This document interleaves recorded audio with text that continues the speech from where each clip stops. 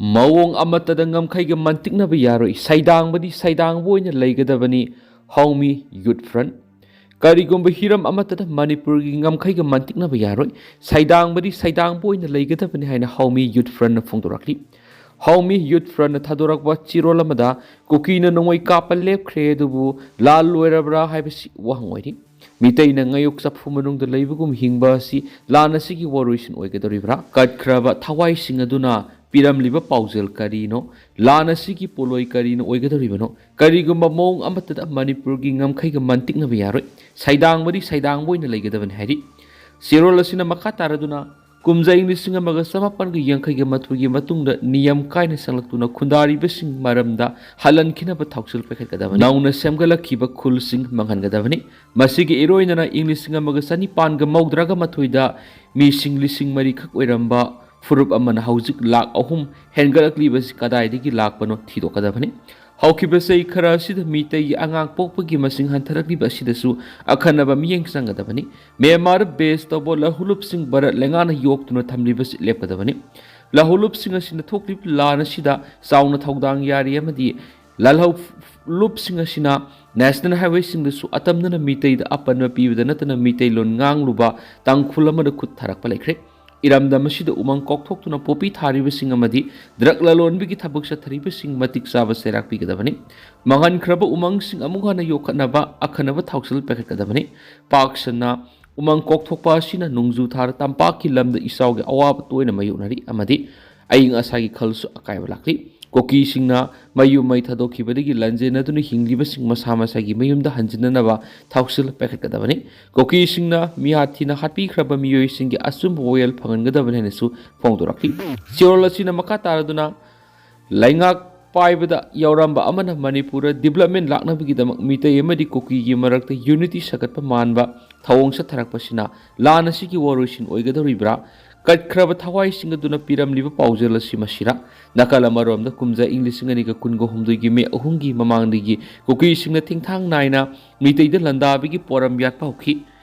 kaunu imagi laisangda temsing narakpa kaubrugi khubam kanbeki watho thangjing kabagi matamda Meetei da temsing na bauki masida Federation of Haumi na mangjong na ubadigi miyam gyoebi ihawa masagana bo honaduna laki adubu yum kya tangoi olaba mari thawai kya manglaba phawba miyam gi asengba ihaugi mamidi amata tatri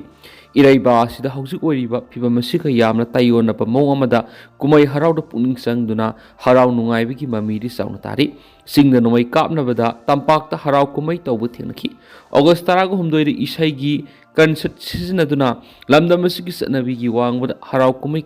kya suki kabas uki numit kharani ki mamangda luisin ki Sangai Festival su music festival iraisa kaya amana IDP singi kholau gi mayokta harau mathoi kabuki masira ipai pusna semgalamba amatoiba kangleipak masira iramda masida miyamdigi ihau sagana bo hona jaduna lakliba miyoi singda sauna ningba kaiba pokhal haina su phongdorakli Kuki lup singna MLA Khemchand gi thawong bu yaningda ba phongdorakli MLA Yunam Khemchand ngarang Urkhul District Litan Saraikong Relief Camp da laktuna Kuki IDP sing owner hama thawang adubu Kuki Jau Council Kuki NP Urkhul Litan Saraikong Relief Center ki in charge na yaning da phungtoraki Kuki Jau Council ki sirolamada MLA Y Khemchand na hana khangalamba amata tawdana ngarang Kuki Khul da laktuna Litan Saraikong Relief Camp da laklam khiba thawang aduna ethnic relation da hian akaiba piraknaba maram ohali Amaramda maki khongsat adu inter community relationship amuhana semgat pangamna ba khongsat ni haina phongdoki bu wapam adusu kani yaning da phongdokli matung tarakpa political leader amatana local authority ga hana watana dana Kukijo area amadi relief center laktana ba khangan baga loinana asiguma khongsat asina hana sensitive oiba phiba mamada lainari basida hena phattana bigi masa oirakani hane phongdokli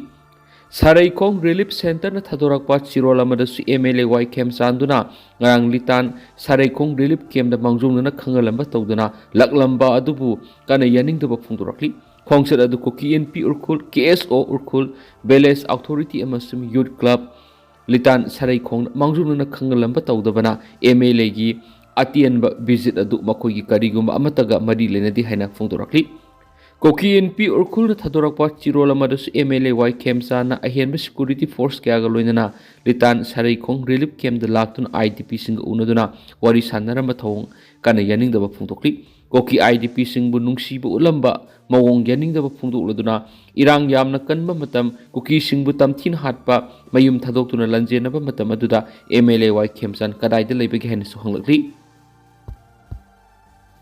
Japan Yuwa Habada Mui Kuntra Sokli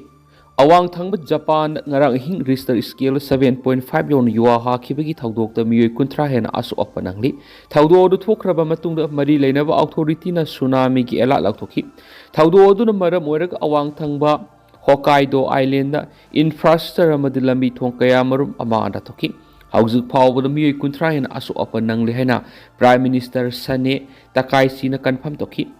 Aimori Island Yumthong Lisinganiga Satret Rom the Mai Pangan Mangamli. Yuaha Krabamatung the ZMA na Awang Thangba Seruk meter Ahumena, Wang no Tsunami Laku Yavi Oitopalibana, Mipung Kudimak Mikup na Home Sing the Lane Bakanki, Mangjo Nuna Section Tarang Lokat Poina Mio Lising Kungani Palom Sapagadaba Mapamda, Hongdoanki. Yuaha Kibigi Saiting Namaram Werega, Shinkansen Bullet Train Service, Matam Kralepki, Amarom Nana.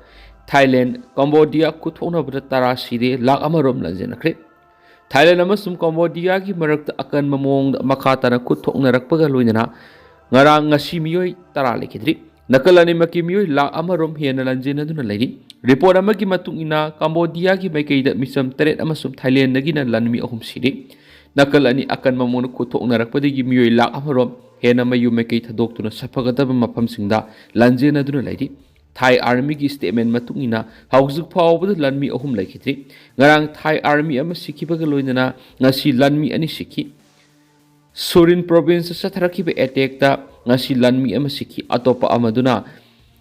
Prebeher temple manak the granite langsilakpadi gi lakhitabani Cambodia ki oina akhanaba mafam manga du khundari ba miyoi sing sapagadaba mafamda thaido onkiba thorang lokhat pa hore Yumlo Navaleva and Akan Mamon Kotok Narakpadigi, Cambodia, the Education Ministry, na Thai border Manak Leva, Mapam Singda, Mai Tampam Lusang Sing the Matam Kragioina, Tong Lonsin and Akan Kriswai. Nakal and his sister Laktokraba Matung, Amukna Hongana, Kotok Narakibani Hanisu, Paus the Makatanas reportori.